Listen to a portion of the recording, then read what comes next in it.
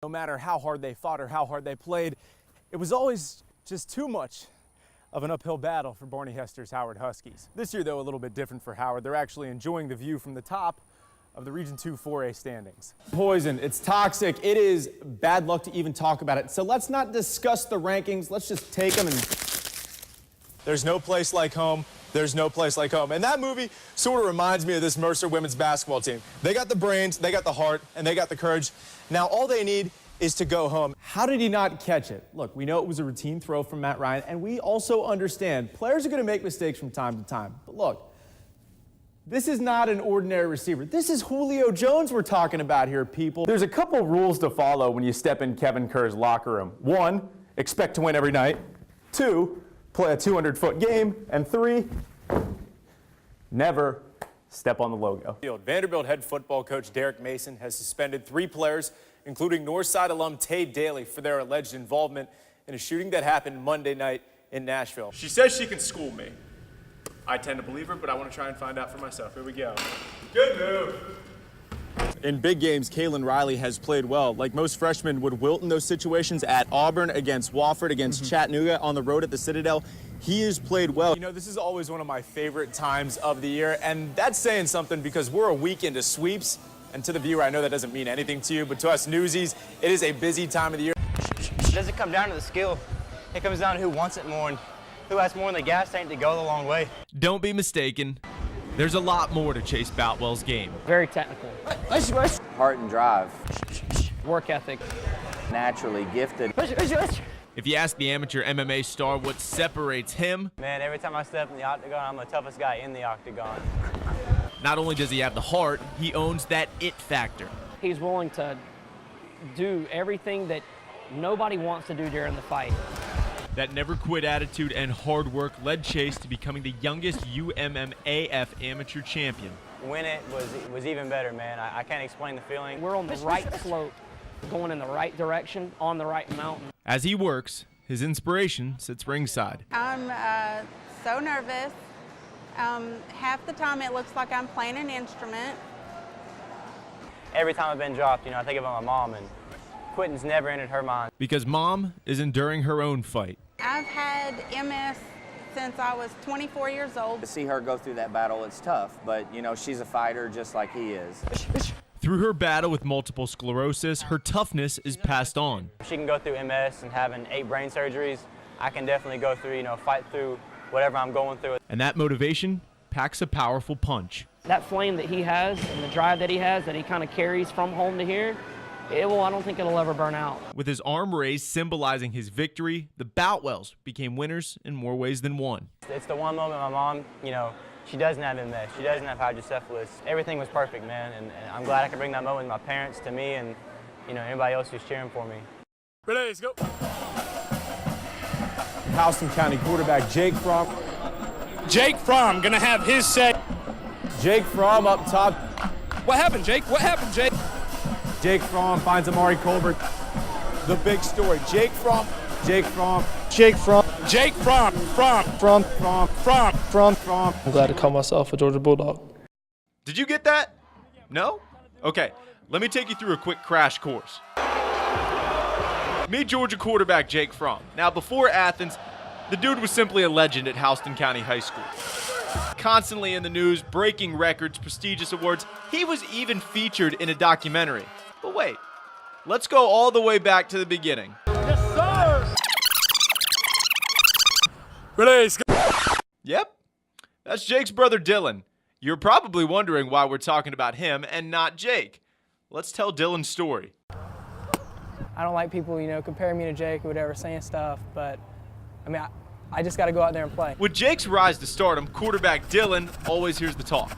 You're always having to live up to what brother did and all that kind of stuff, and people compare you. Well, you can't do this. Jake did this, but you can't do it. That's tough. But like they say, talk is cheap. But I don't let it get to me just because, I love Jake, so, I answer the questions. Sometimes I get tired of it, but, I can't think like that. He's also not the only family member tired of all this noise. And now I'm Jake Fromm's dad. I don't want to be Jake Fromm's dad. I want to be me.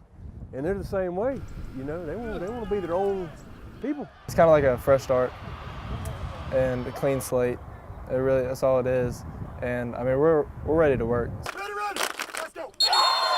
2 years at Hoco, now at Warner Robins, Dylan and twin brother Tyler, they're strapping on the pads for Demons head coach Mike Chastain, a man who has very high expectations for his quarterback.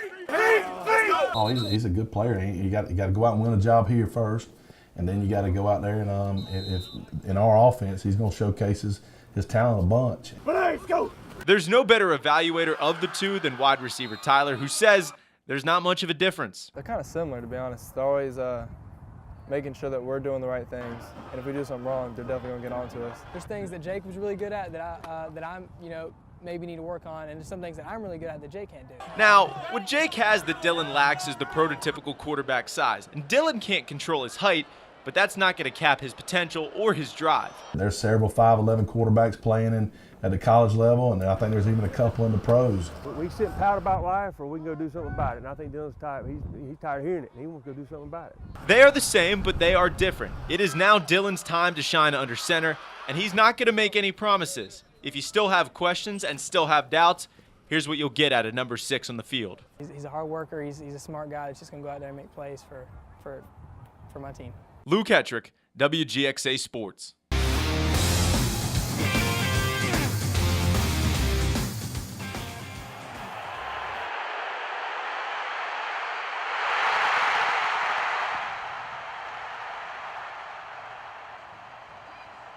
That's no fluke. He did that an awful lot last season, people, and in my opinion, I think he's just getting warmed up. Here in Central Georgia, we know Jake Fromm can play ball, but it took the rest of the country way too long to realize that. Sadly, I hate to say it, there's still some doubters out there. My question is, how? Why? What does this kid have left to prove? Okay, did he win a national championship? We know the answer. No. Outside of that, I invite anyone to try and nitpick his game. Maybe he doesn't have the cannon arm, the prototypical size, and the experience that makes NFL scouts drool. You know what he can do, on the other hand? Takes care of the ball and he wins. Wow, what a bust. Let's just look at these awful numbers the kid's putting up, too. As a freshman, just way down at the bottom in the conference in QBR, touchdown passes, and completion percentage. Oh, wait. So you're telling me he's top 4 in all those categories? Okay, well, wait a second. He's probably not a winner at all. Oh, 12 wins? Guess that's just a fluke either way, too. Tied for the most in the SEC. Now, I've had a ton of conversations with Jake Fromm over the years, most of them about life off the field. But when I get the inside look in the mind of the SEC Freshman of the Year, he clued me in on a source of fire and motivation. Doubt. Saying he can't do something is like telling me I can't have that donut. If it's in front of me, I'm down in that thing. So get the Creamfield and Bear Claws out, because some people think the nation's top recruit, incoming freshman quarterback Justin Fields, would actually be better than the guy that just led his team to a national championship game appearance. Now, look, Fields can play. We get that. But you're looking at two different styles under center. Fromm is your Brett Favre, your drop-back gunslinger. Fields is your Deshaun Watson. Can make the throws, but a little more mobile and dangerous in the open field. I'm all in favor of using this kid in some special packages, certain situations, maybe when it calls for more of a run game. But should there be an open competition heading into spring practice, or is this Jake Fromm's job right now? Go vote on my Twitter poll, LH Sports 34. I'll reveal the results tomorrow on Eyewitness News. Two different teams having two very different seasons call Hawkins Arena home this year. One on hand, Susie Gardner's Mercer women have rattled off 17 straight wins, and they are looking good doing it. Meanwhile, Bob Hoffin's men might not see 17 wins all season. It's time both of those seasons start trending in the same direction. Well, we got a 2 for Thursday night at the Hawk, and because of that, I'm feeling like Rion Holland. Let's go! 2 games on hand, both against rival Furman. Ladies getting the action tipped off at 5, men going to follow suit at 7:30. Now, Bob Hoffman's Bears, they need a win, and they need one bad. Currently sitting at 7th in the SoCon standings. Meanwhile, Susie Gardner's ladies, they are controlling their own destiny right now for a 3rd straight SoCon regular season title. They sit at a perfect 7-0 in conference play. I got humbled many times. I've had the lowest of the low, and I've had the highest of the high, but I guarantee you, the only reason that I keep getting back up is because there's always one more home run. The words Mark Teixeira used to describe his 17-year Major League career resonated so strongly with Mercer's baseball senior class. One more homer, one more game, one more win always kept him going. And that same gospel has so many Bears back in 2018 hungry. Teixeira headlined Mercer's First Pitch Classic Tuesday night at Hawkins Arena, and he left the players just nodding their head, licking their chops. They want to get back out on the diamond. Mercer's been the best team in the SoCon the last 3 years, record-wise, would say, but only one of those seasons resulted in a conference tournament title. Guys like Trey Truitt, JT Thomas, and Alex Hansen passed on the pros for one more shot at an NCAA regional. Now, history tells us they're in good hands going into the season based on just who their speaker was Tuesday night. Follow me down the rabbit hole on this one. You go back the last 4 years of this event. Mark Teixeira, Jose Canseco, Roger Clemens, Darryl Strawberry, all former major leaguers, all with a World Series championship on their resume. The previous 3 years, Mercer went on to claim some version of a championship in the regular season or in the conference tournament. And yes, just to be safe, we go back to 2009. Mark Teixeira won the Fall Classic as a member of the New York Yankees.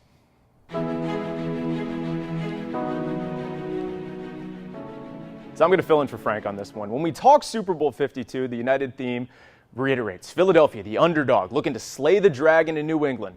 To the betting lines in Las Vegas, that is the story. The real underdog is New England. Maybe not in the eyes of the fans or the rest of the league, but the Patriots themselves believe that. I know how crazy I sound saying that, given the unprecedented success they've had over the past 17 years, but they are the island of misfit toys who finally found a home. The genius Bill Belichick, greatest coach of all time, fired twice as an NFL head coach before landing in New England. Tom Brady, greatest quarterback of all time, 6th-round draft pick out of Michigan, no chance given of NFL success. And a league-leading 18 undrafted players on the roster continue to make plays for the league's best team. Just ask Dion Lewis, James White, and Chris Hogan. Why have they been so good? Yeah, because they're the smartest and most well-prepared team in the league, but also because no one, except the head misfit himself, Bill Belichick, gave them a chance. So Philadelphia is going to wear that dog mask heading into Sunday to pump them up, but it's the Patriots who continue to feel like David when the rest of the league sees them as a Goliath. We're wrapping up the show after this. Stay with us.